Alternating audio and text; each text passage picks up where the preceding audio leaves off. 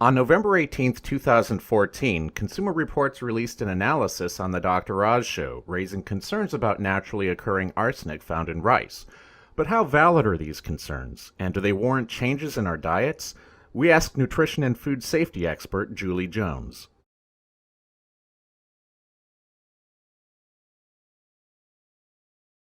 Well, arsenic is in the food supply because arsenic is in the ground and the water.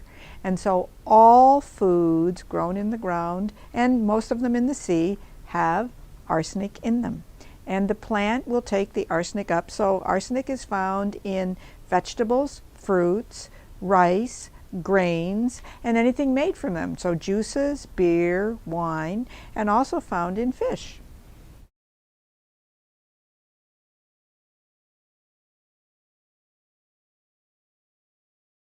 Well, first of all, the word arsenic, I really understand. Everybody instantly thinks of arsenic and old lace, and they think of poison. But our food all contains a number of things in very small levels, and that's the key. It's very small levels. And that worrying about these rather than worrying about getting a good diet is a wrong-headed strategy, because the real worry is that we're not adequately nourished and we don't get the protein that we need, which will help prevent the arsenic from attacking or having adverse effects in the body. We don't get the B vitamins, and that's especially true if people rinse rice. Then we'll lose B vitamins. We won't get the selenium that we need. So that focusing on what we should do is really, like in football, you can have a good defense, but you'll never win the game unless you have a good offense. And a good diet is a good offense.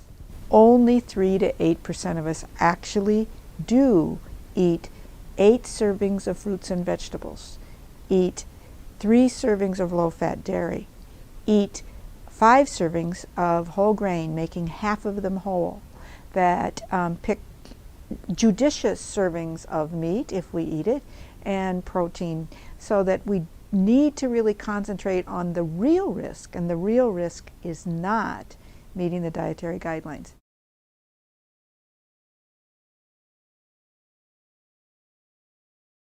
All foods contain arsenic. And in fact, if you wanted to eliminate the most arsenic in your diet, you'd eliminate vegetables. And that would make me really sad, in that I'm trying to get people to eat more vegetables, because a quarter of the arsenic in our diet comes from vegetables. And another 18% comes from fruit and fruit juice. And rice and grains provide the next group. And I'm sad to tell you, beer and wine provide a significant amount of arsenic as well. So you can't, and meats and poultry and fish, so everything has some arsenic. So if you eliminate arsenic from your diet, you will decrease your risk of any kind of adverse effect of arsenic, and you'll die of starvation.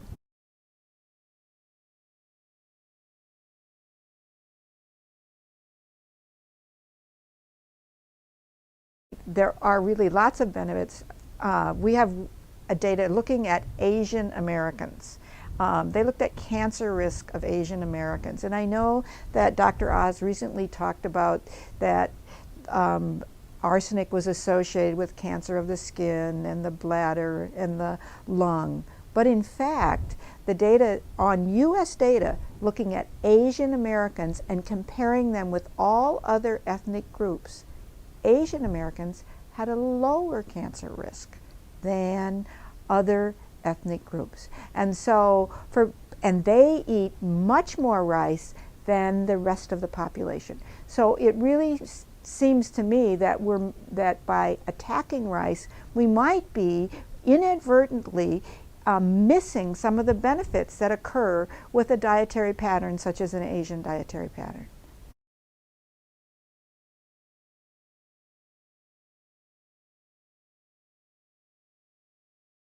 Well, I don't necessarily recommend particularly for people on a tight budget. It doesn't make sense to go to some of the much harder to get and more expensive alternatives. I love quinoa. I love amaranth. I like millet.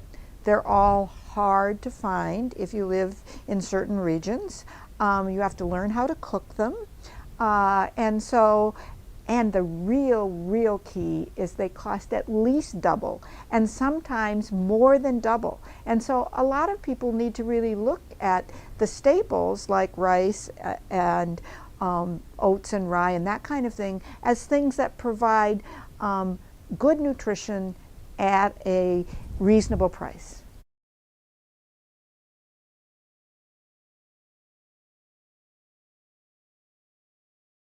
Well, the American Academy of Pediatrics, like the FDA, said that in September of 2013 there was no reason to change your diet. They did also recommend variety, and that's always a good idea because the more taste and texture experiences that a child has, the more likely they will be to accept those foods in the future. So introduce a variety of foods that fit with your cultural heritage and your ethnic background and your region. That is what I'd recommend.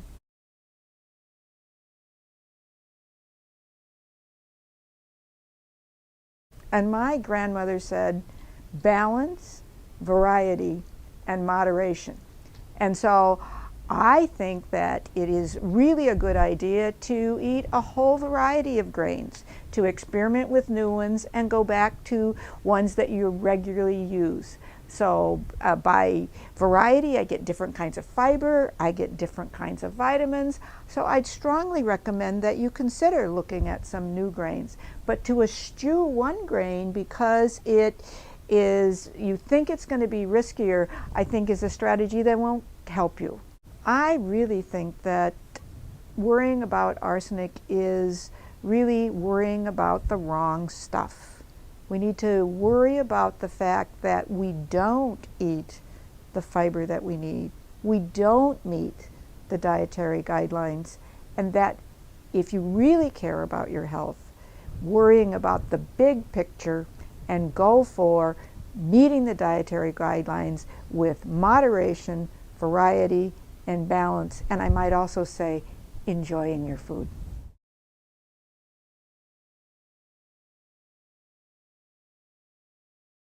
What can you do? Well, I actually would concur with what the FDA said after the FDA looked at 1,300 food products last September of 2013. And they said, don't change your diet. I would say change your diet for the better. So I agree with them that you don't need to change your diet to worry about arsenic, but I think many of us could change the diet for the better. We need fiber. That helps protect against arsenic. We need folate and B12 to protect against arsenic. So change your diet for the better. That's what I would strongly recommend. The other thing that you may want to do is really heed the dietary guidance of make half your grains whole. We all know that brown rice has more fiber and more nutrients and more phytochemicals than refined or white rice. But it also does contain more arsenic. So I'd really strongly recommend that you do what the dietary guidance says, and that is to make half your grains refined grains and enriched grains. I'd recommend enriched actually, and half whole grain.